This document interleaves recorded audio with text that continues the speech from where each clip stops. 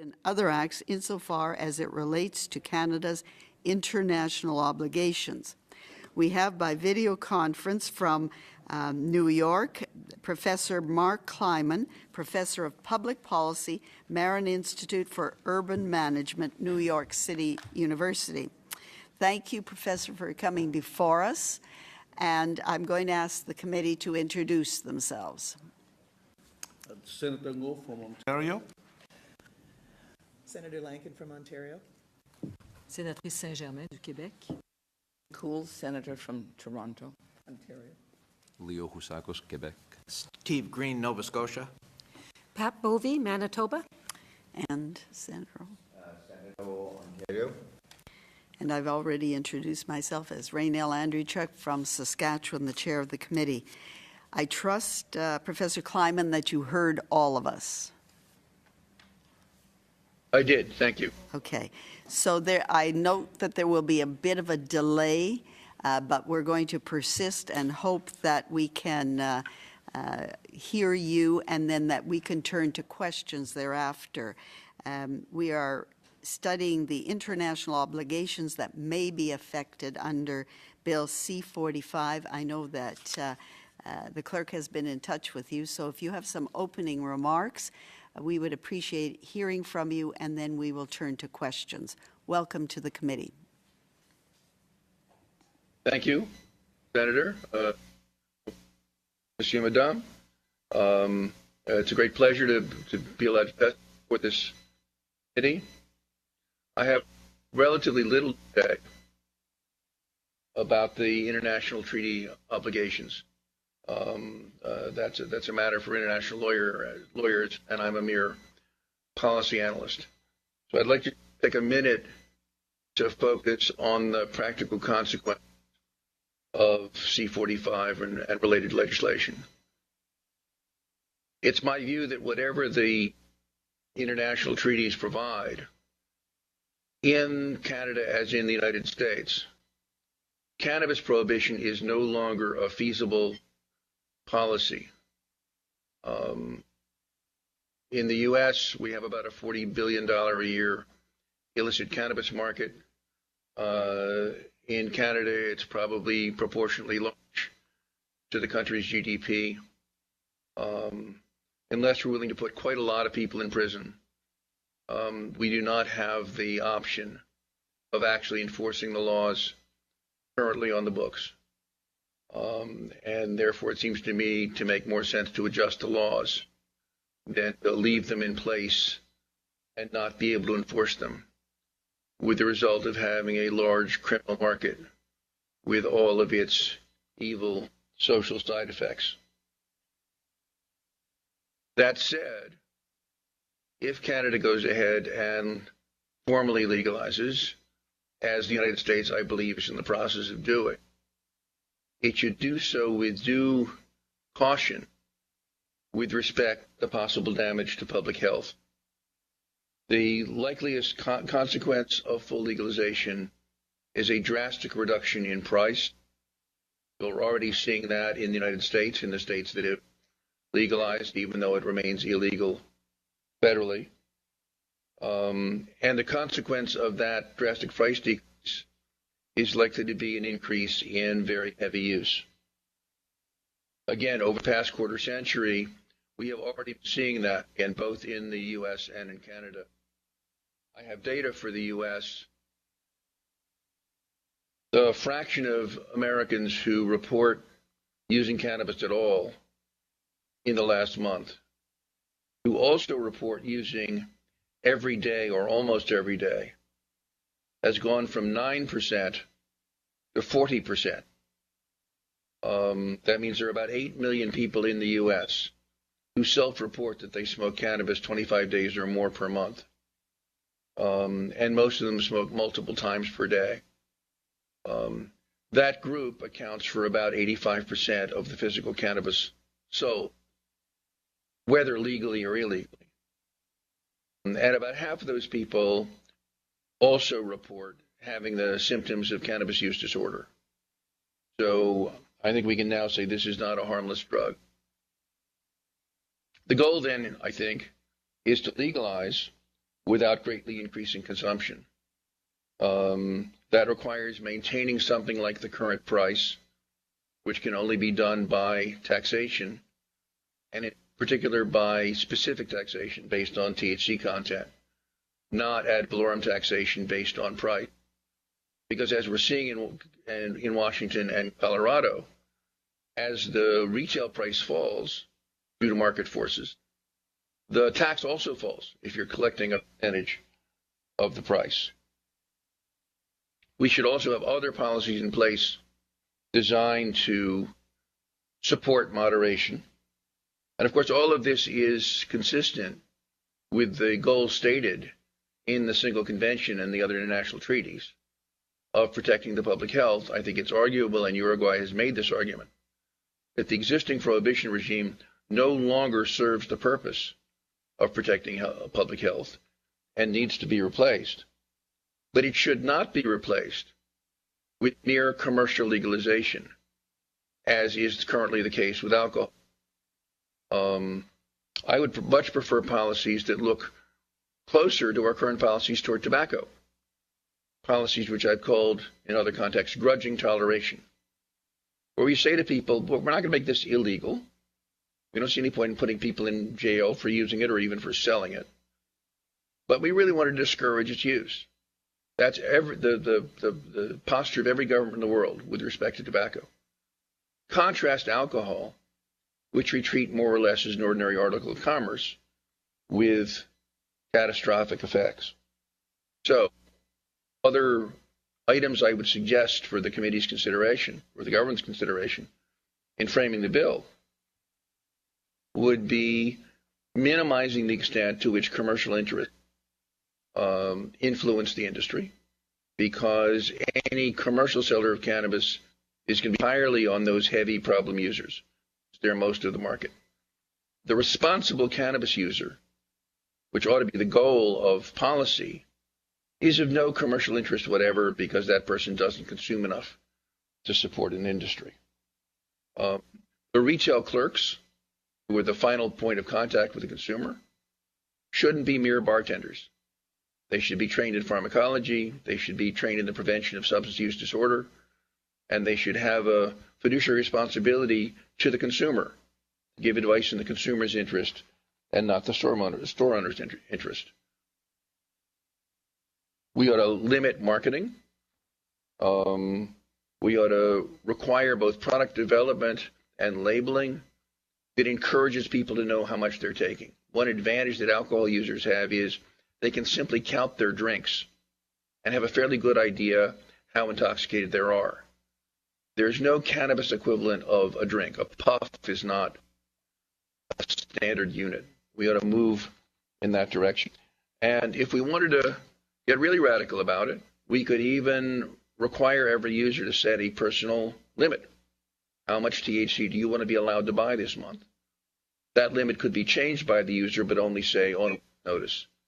And that would do something to prevent impulsive purchase from leading people down the spiral to heavy dependent use. I'm not sure how much of that would work. I think we're going to have a substantial cannabis problem, whatever policy we have, but we ought to aim at a policy that minimizes that problem. And in doing so, I think Canada can reasonably say that it is working in the direction of the purposes of the treaties. Thanks for your attention. I'm now available for your questions. Thank you, Professor. I do have some questioners. Senator Lankin first.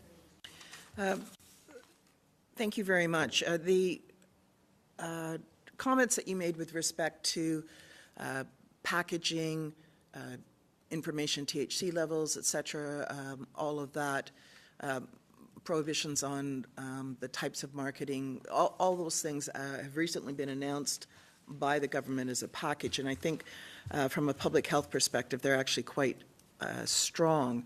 But the movement to a commercialized industry will differ from province to province. So in my province of Ontario, there's been a decision that it will be treated like alcohol, which is actually distributed, marketed, sold through government-owned, controlled outlets, and there will be separate and different ones for cannabis, but that's the direction. In other cases, in other provinces, not the same approach that's been taken.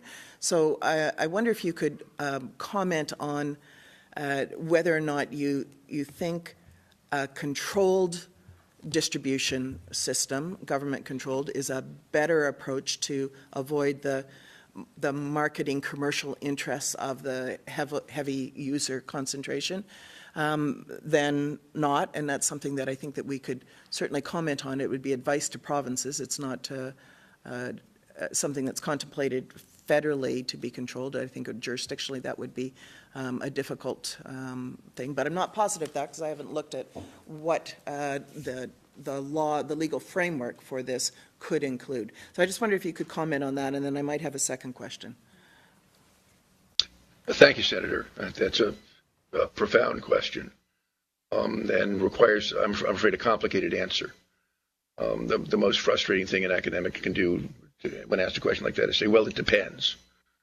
And unfortunately, in this case, it depends. There are cases in the U.S. of state-controlled alcohol retailing, which have been organized to discourage heavy use. Unfortunately, that's a decreasing pattern. And increasingly, those state marketing boards have moved in the direction of simply maximizing revenue for the state. And I'm told that the same pattern holds in Ontario, that the Ontario Liquor Board is in fact a quite efficient and somewhat unscrupulous pusher of the drug alcohol to the great profit of the finances, but to the great detriment of the residents' health. So I would say that state-controlled retailing is an excellent idea if it's put in the health ministry, and not such a good idea if it's put under the revenue department. It's probably better than straight commercialization.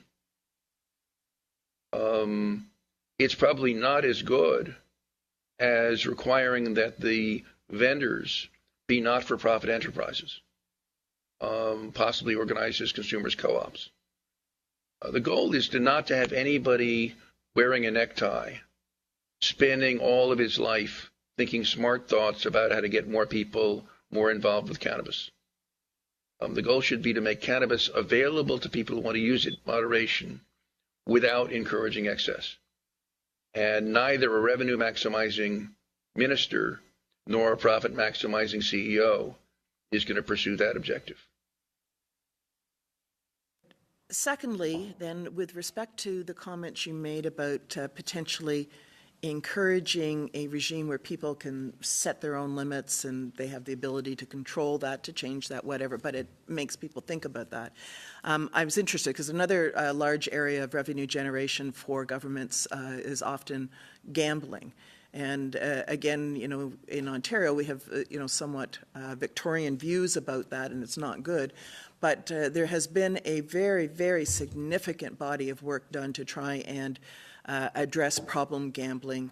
A lot of the revenues that come from gambling, well, some of it go to general government revenues. A lot is earmarked to begin with in terms of intervention programs and all of that. One of the things that has developed, and it's been recognized as sort of best in class and is now being adopted in other jurisdictions around the world, are systems built into the operating systems of slot machines, let's say, which have players at the beginning set limits on the amount of time that they want to spend, on the limit on the number of dollars. Part of the, you know, sort of marketing of social responsibility there is around, you know your limit, play within it, kind of messaging, and now controls that are being put in place to try and engage that.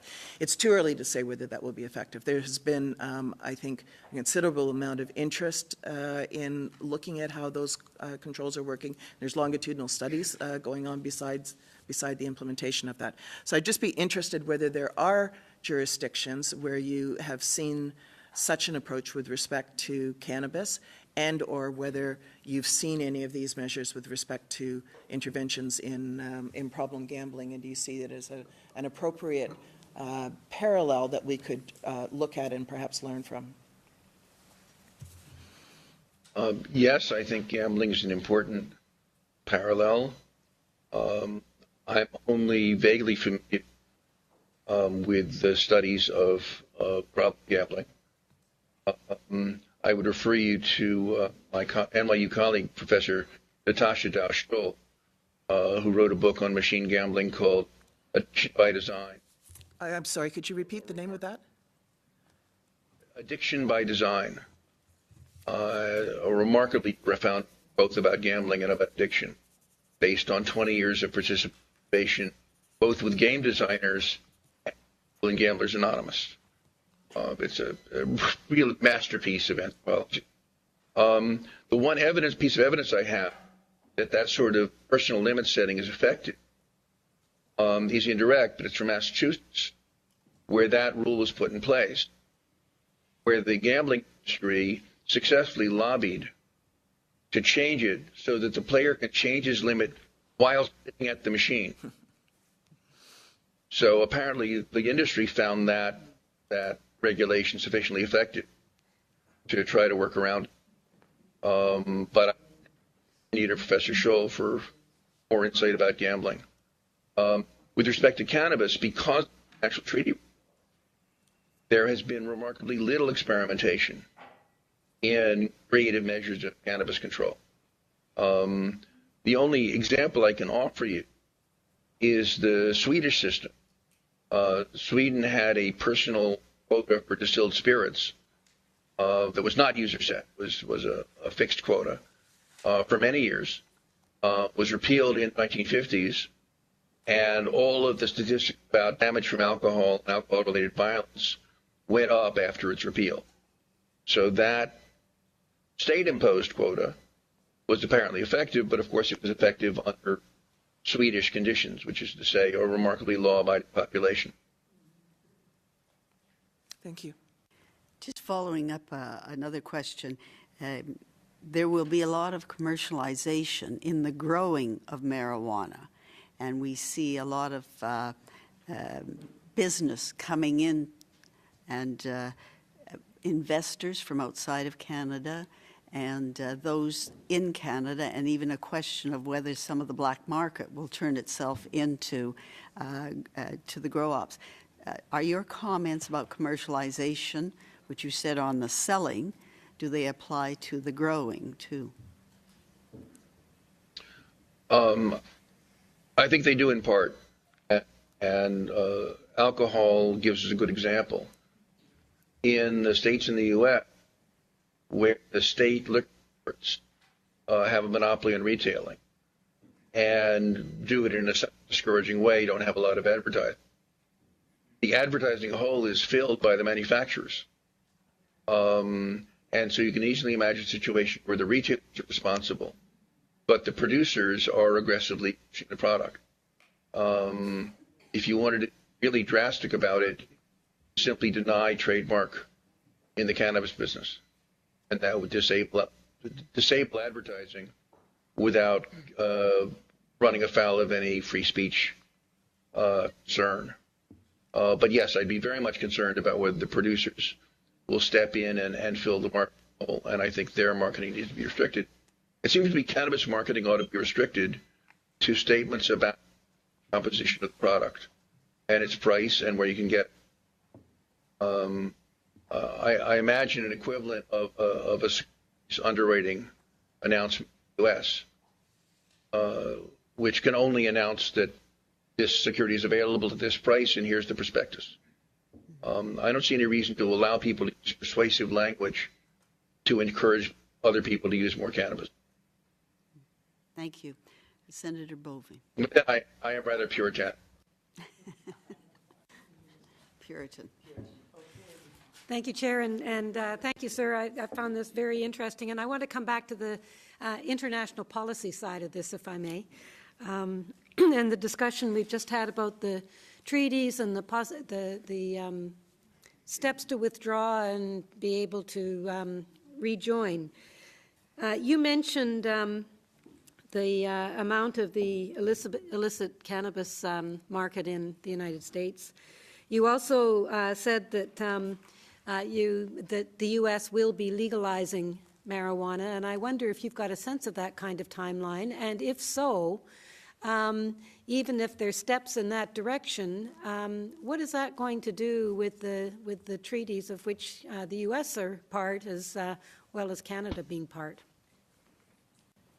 Well, I should warn you that my powers of political prognostication are somewhat limited.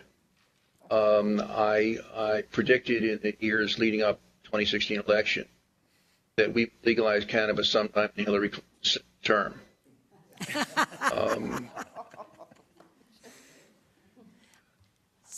I'm still predicting that. I think president elected in 2020 is likely to run on a campaign of legalization and bring in a Congress that will follow along. I think that will require the U.S. answer the same question you're answering now, which is, what do we do about the treaties? One option, which we heard about earlier, is withdrawal and reaccession with a reservation.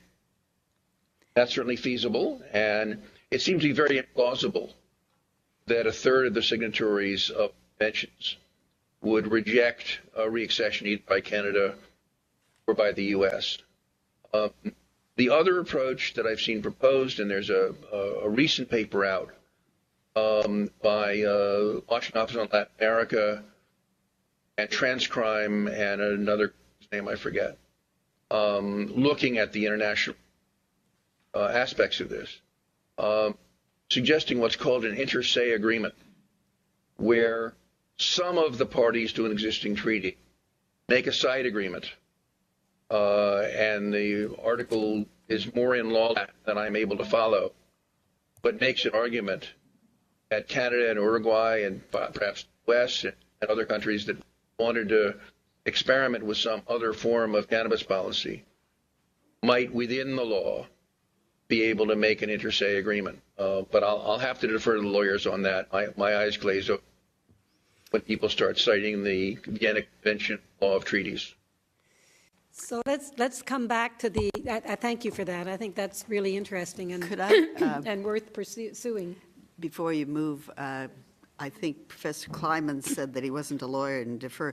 I see Senator, I'm getting confused, Professor Hoffman wanting to make a comment about that. So do you want to intervene?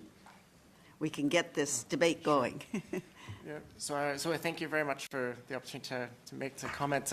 I think just to clarify the inter se agreements, it's definitely that it does exist under the Vienna Convention on the Law of Treaties, except it's a mechanism intended to allow countries to have stricter rules than what the treaties require. So what it does is it would allow, for example, Canada and another country to not only have a regime under certain drugs, but to add on additional drugs. It's not designed as a way to allow countries to reduce the obligations.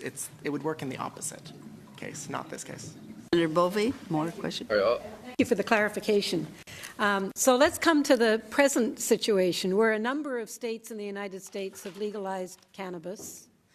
And tell me where that fits within the international treaties, one being 57 years ago, one 46 years ago, and one 30 years ago. And we all know that society evolves, and I'm sure society, well, wait, heavens, it's through our lifetime. Society has changed in those 35, 46, and 57 years. So with Canada looking at taking this step, and with, I think it's 4 states in the United States now having legalized cannabis, what does that do to the international agreements with the states, some of the states having legalized it?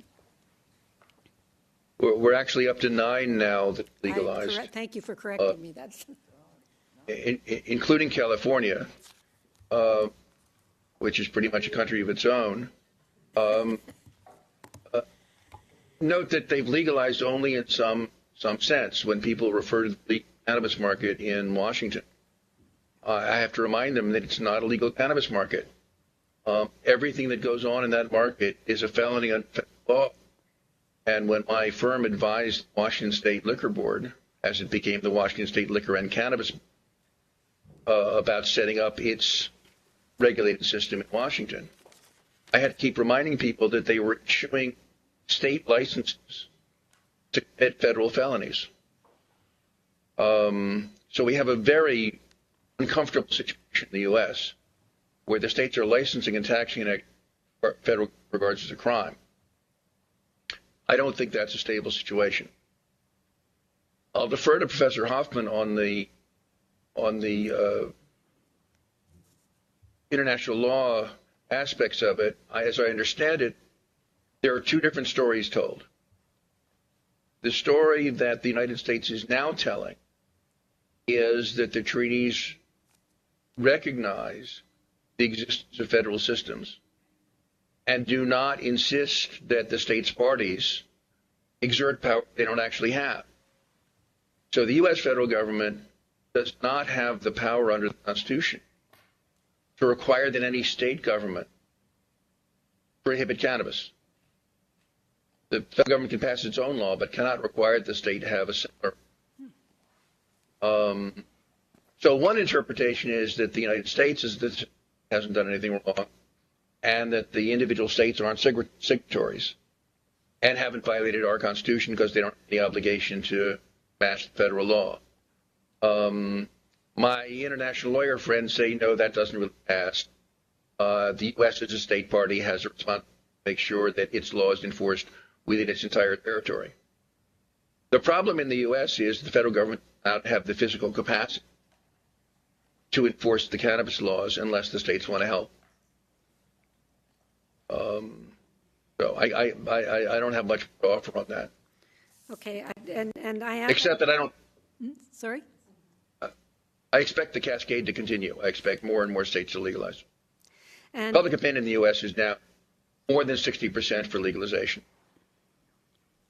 that's interesting. I gather the cannabis use among youth in Colorado has decreased from 12% to 9% in a national survey on drug use, a 2017 national survey on drug use. Is that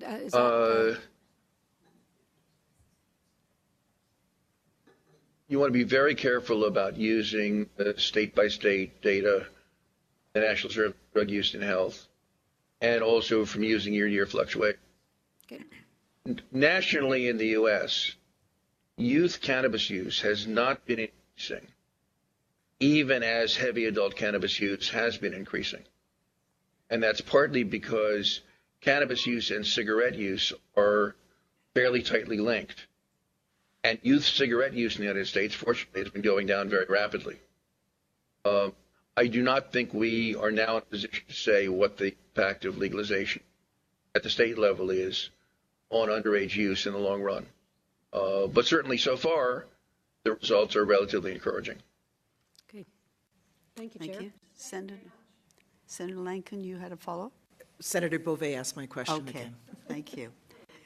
I think we've exhausted the questions, and we regret that there was problems to bring you onto the video earlier. Now I see a hand coming up, Senator Lankin. Just realized on the question that I was interested in, which was around the relationship between state legalization and violation of international treaties. I should know, but I don't know the U.S. is a signatory. I assume they are. Could Professor Hoffman just comment on that question as well? Sure, yeah, thank you for the opportunity. That's definitely the case, that it was the latter, what Professor Kleinman's international legal scholar friends were telling him, which is that, yes, the states are in violation of these treaties. The reason it's hard to hold the U.S., though, fully culpable in that is that the U.S. federal government does not itself have the criminal law power. Unlike in Canada, where it's the same level of government that's responsible for foreign relations as well as criminal law, in the U.S. they're separated out. Now, this is a common feature of federalism. So in Canada, before we are able to fully implement a trade agreement, federal government is working and negotiating with different provinces to make it work. So it is on the U.S. federal government to work with its states to make sure it's in compliance with international treaties.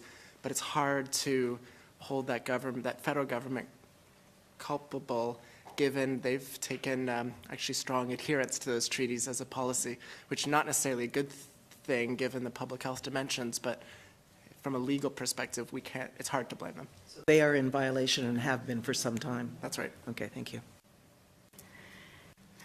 So I'm going to again thank Professor Hoffman. Sorry. Yes? The actual situation in the U.S. is slight. The U.S. maintains parallel criminal systems, federal on the one hand and state on the other hand. And so there is a federal law criminalizing cannabis, but most of our actual law enforcement capacity exists in the states and localities. And so when a state legalizes and stops enforcing the federal law, the federal government simply doesn't have enough agents. There are 500,000 state and local police in the U.S. and 4,000 DEA agents. So the federal government can't practically step in to fill that gap, but it does have the criminal law power and has exercised it. And so then just to follow up to your conclusion, in the United States, they would be technically in compliance because the federal government has not indicated that they are going to legalize it in any way. Is that what I'm hearing? That's an argument that has been made, but again, Professor Hoffman and my colleagues who know international law, it's not right. Okay. Is that the federal government's position? Is that what you're saying? Federal government's position is that the U.S. is in compliance because we have a federal law and because the treaties allow flexibility. As soon as Colorado and Washington legalized, we flipped over on the question of whether the treaties were flexible or not. Until that point, the U.S. insisted that they were completely rigid and that Bolivia, for example, should not be allowed to exceed the reservation for traditional coca use. But as soon as our states had moved in the other direction, there was an enlightenment in the State Department. So we're talking more international relations and politics, not law. Can we conclude? Well, yes? we're going back to the Code of Hammurabi. It depends on whose ox is gored. Now, that wasn't the note that I wanted to end on, but it may have to be. Both Professor Hoffman and Professor Kleiman, you've helped us in our study and perhaps given us information on other issues that may help us in our future work. So thank you for coming before us. We again apologize for the difficulties with the video conference and hope that that did not interfere with our discussion. Senators, we are adjourned until next week.